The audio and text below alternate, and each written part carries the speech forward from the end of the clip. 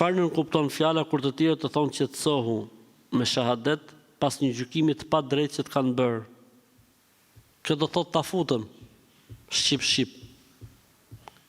Kanë bërë gjykim pa drejt, e robi nxefet, robi qetësohu me shahadet.